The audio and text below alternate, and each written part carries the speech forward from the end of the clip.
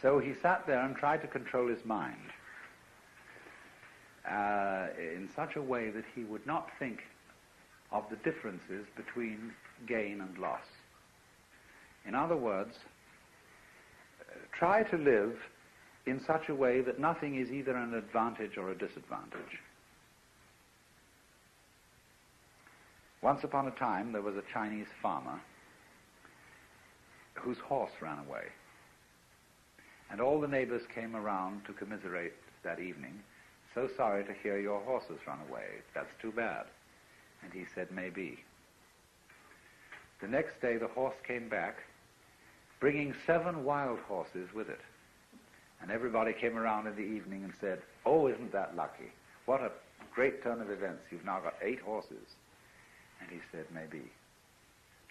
The next day, his son tried to break one of these horses and ride it, and was thrown and broke his leg.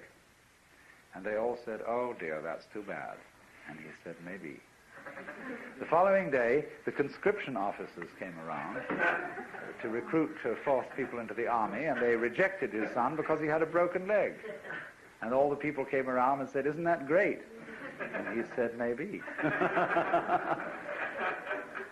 You see, that is the attitude of not thinking of things in terms of gain or loss, advantage or disadvantage, because you don't really know.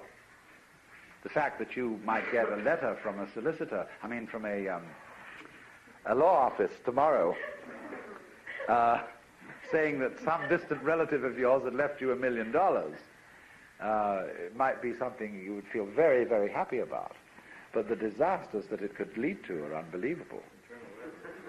Internal revenue. To mention only one possibility.